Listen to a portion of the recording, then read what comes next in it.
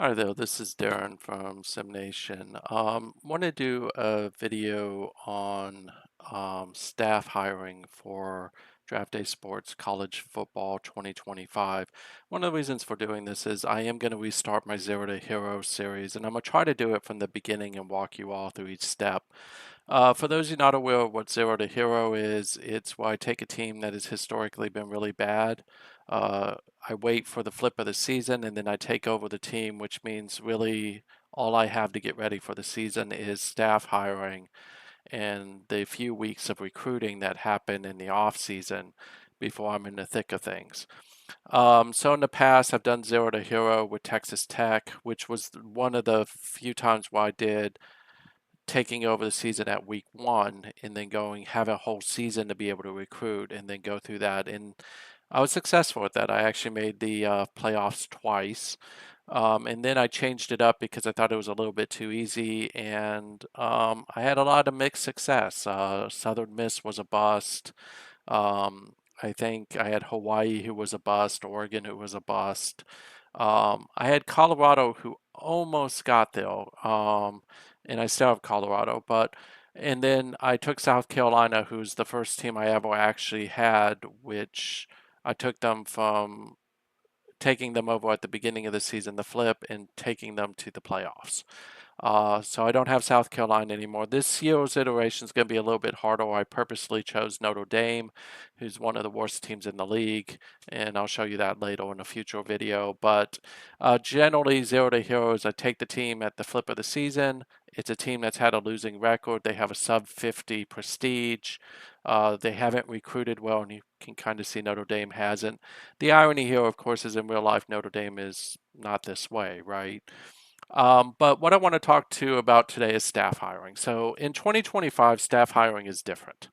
So some of the core fundamentals still the same. So if we click on staff and go in, you still have a head coach, you still have an offensive coordinator, you still have a defensive coordinator. Your head coach still contributes to the recruiting. Your offensive coordinator still helps with the offensive playbook, and the defensive coordinator does the same thing. Sorry, a lot of things get out of my mouth though. Um, but that really hasn't changed. Now, the one thing that has changed though is you now have essentially like 10 more positions. It's not really 10 though. I think it's what, one, two, three, four, five, six, seven. Yeah, it's 10. So you have a head trainer, you have a head scout, you have a head recruiter, and then you have position coaches. All of this you have to fit in your existing budget.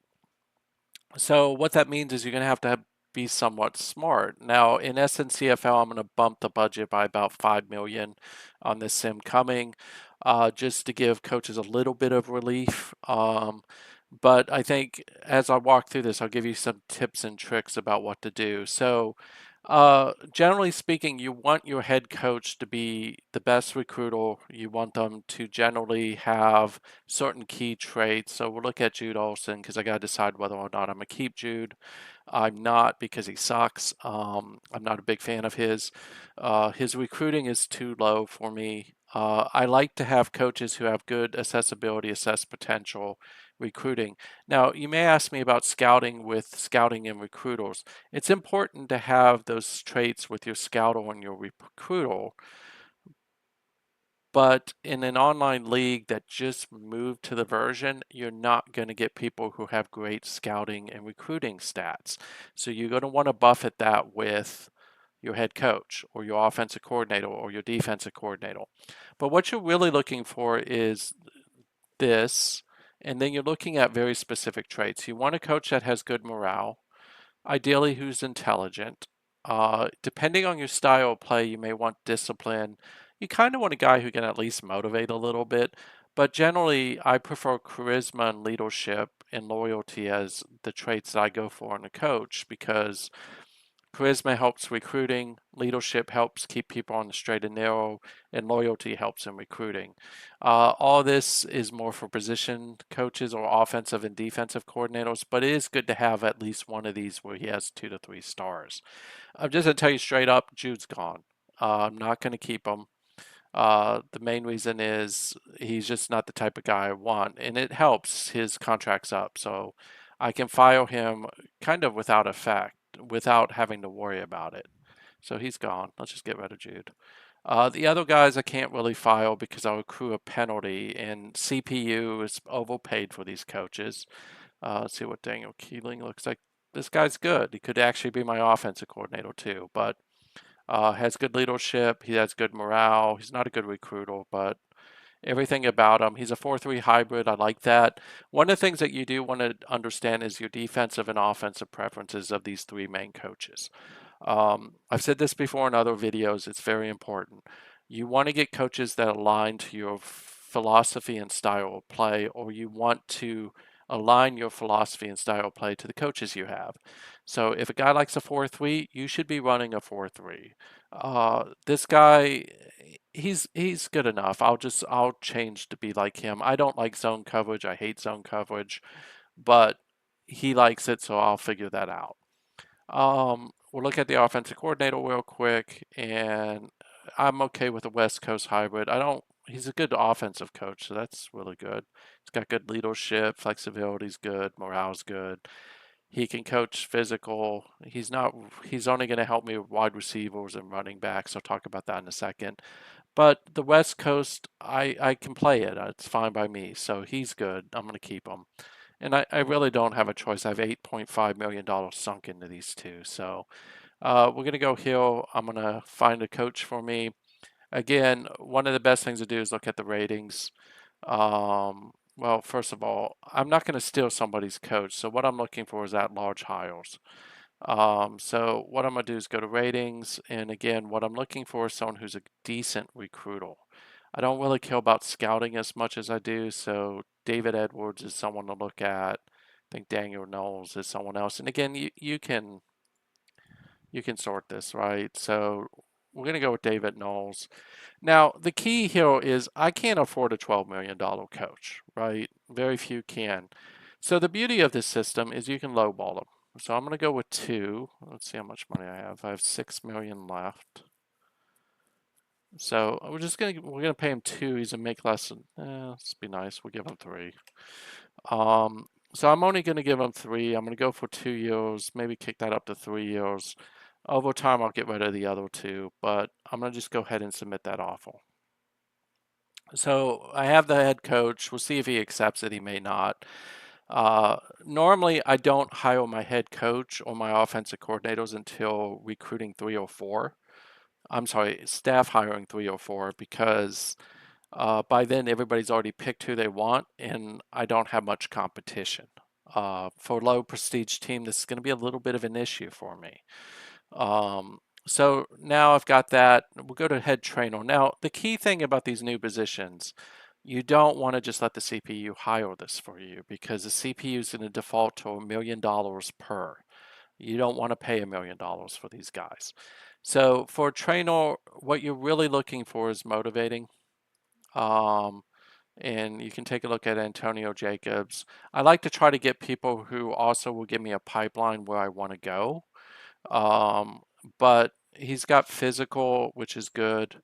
And like I said, you're not going to find guys who are great here. So it's the reason why I said don't overpay for them. So we're just going to go with Antonio. I'm going to go after him.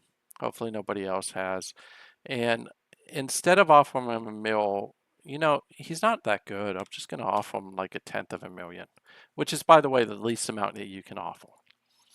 So I'm going to kick back here. One of the things I wish that they would do is just have a quick or easier way to kick back over and have this aligned to whatever you select. But I'm not going to sweat Brooks and them. They've got a lot of things they're working through right now. So this is a scout. So what I'm looking for here is someone who has good scouting, right? And again, I'm looking for pipeline. Where do I want my pipelines to be? So Notre Dame's in Indiana. Ideally, I'd like someone in Illinois. But let's look at Russell Andrews and just see what this dude looks like. So again, good morale, good charisma, good leadership. He's okay with youngsters. He's a decent scout. He's as good as I'm going to get. So for him, he's worth a little bit more. I'm going to give him 0.3 million. So if you notice, I'm just lowballing, and I'm doing it intentionally. I can't afford to not lowball, because if you look at this, I had 6 million remaining. I could get a little creative if I wanted to, but I don't really feel like paying these guys much. I want to see what they do for me first. I would say that traditionally, if you're going to pay for something, pay for the trainer, pay for the scout, pay for the recruiter. Everyone else, you can just tell to F off. Now, there is a way to do something, and I hesitate to show you this, but I will show it to you. What you can do is you can look at a recruiter, and let's just say I wanted to get Charles Hanson as my person. Notice it's not letting me select this, but the moment I go down to head recruiter, I can now offer Charles Hanson maybe $1 million for 2 years and have him be my head recruiter. This is cheesing, I do admit it, but I'm showing you just for the effect of showing you. I don't think I'm going to get him because I know for a fact that I went after him as a position coach for a different one of my teams. So I don't think he's going to agree to be a head recruiter when he can be an offensive coordinator. But if he does, then I'm going to eat those words. You can do the same thing here for quarterback coach, right? What you can do is find an offensive coordinator, look at the ratings, and find someone who is pretty good at offensive ratings. Maybe go with someone who's like a 3-star, 2.5. So I want to go to West Virginia, so we'll look at Ray Moreau. Does he have decent quarterback skills? No. A bad guy. So we'll look at Robert Langford. Not good deal either. Maybe kick it up a little bit. Look at Richard Ray. He's at least decent, but none of these guys are actually all that good. So what I'm going to do is I'm just going to go and hire a quarterback coach and stop trying to cheese the system. So what I'm going to do here is look at the highest rated. And then again, I'm looking for pipelines. I'm looking for where I want to get into. I like Georgia because Georgia's just a great state to recruit in. But I'm going to go for New Jersey. So I'm going to go take a look at Michael Jensen. He's a pretty good quarterback coach. So we're going to go for him. I'm going to offer him 0.2 million. So, or 200,000, I guess. And then I'm just going to keep doing this. So running back and receivers coach, that is, I'll show you in a second. Let's just go here. And let's just, again, we're going to find someone who looks decent. Go here. Looking for pipelines. What do I want my pipeline? I want it in Illinois, so we can look at Clinton Hanley. So skill position is running back and wide receivers, if you don't know that already. So when you're doing this, you should be looking at that. So we're going to go ahead and offer him, we'll offer him 0.2 million. And then I'll start doing some math here in a second, make sure I'm not over offering. Special teams, again, we're going to go to special teams and change it over to ratings. And what I'm going to look for here again is what I want to pipeline into. Let's look at William Irving. He's good with special teams. Not great, but again, these are what these guys look like when they begin. Most of these guys are relatively young. I'm not going to pay him much. I'll just give him 0.2. So you can already see one of the things, and honestly, I love the concept of the position coach, but one of the things I do hate about this is it's tedious. For most people, this is probably the thing that they least like about the game is the coaching. So the fact that people are spending more time doing it is going to kind of irritate some people. And frankly, I get it and I understand it. I want to go into Texas this time, so we're going to look at Massey. He's not great, but I'm getting him for his pipeline skills, not for his ability to actually coach.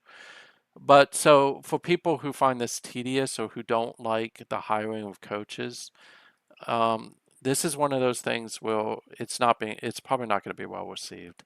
I do give my hats off to Brooks and them for adding it because I know there were a lot of people asking for it. And bear in mind, most people don't play online leagues, they play single player, so this is probably well received in that regard. Now, one other thing is you do want to look at intelligence, discipline, and motivation, and I could be doing that. I'm choosing to look at a pipeline. So for this guy, we're going to look at Myron Garrison. He's okay at defensive line, but he's pretty good at discipline, so let's just go ahead and go that route with him. So we'll do 2 again. I'm gonna add this up in a minute and just make sure I'm okay. So I still got 2 left to go, and as you can see, it's kind of tedious. I do apologize, but I'm kind of trying to give you an insight into how I do things. Um, and again, this time, I'm gonna get someone who likes motivating. Let's just find one. Uh, New York's good. Let's look at New York. So this will be Harvey Henderson. He's a pretty good linebacker coach. So let's give him 2/10. Um, and of course, there'll probably going to be some people in the league who look at the video and go, well, I'm just going to kind of mirror what Darren's doing and offer 3/10 of a million, and Darren won't get anybody, which is fine if you do that.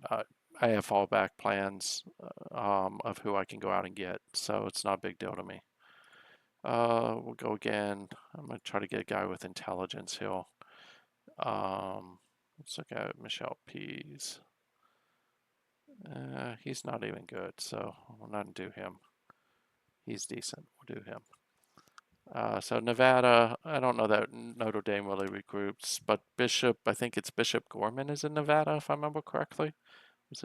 There's a Bishop in Nevada that's actually a really good team out of high school. So that's how you do it. And again, for offensive, defensive coordinators and head coaches, you want to maximize on their ability to recruit as well as intelligence, motivation, discipline, charisma, leadership.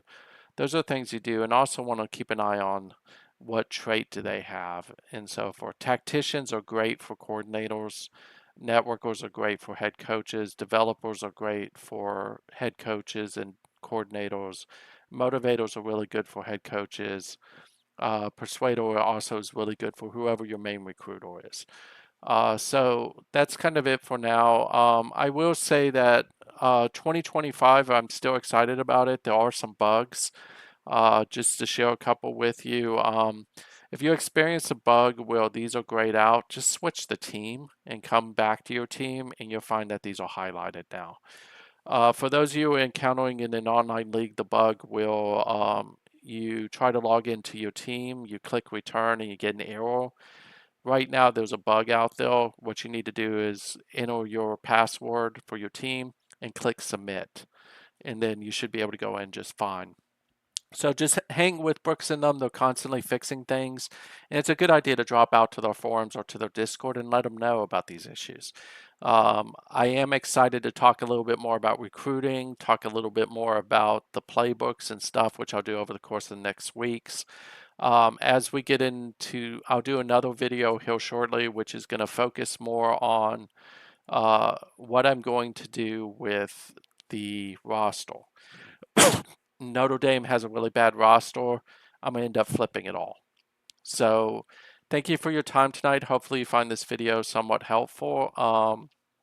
Again, if you're interested in playing in an online league with Draft Day Sports College Football 2025, SimNation's a great place to take a look at. We have our SNCFL league. GMCFL hasn't switched yet. It's still in 2024. We won't switch until the flip. But if you're looking for a 2025 league, look no further. This is a great league to join. I'll put the links in the video, but again, thank you for your time tonight. Hope you have a great night.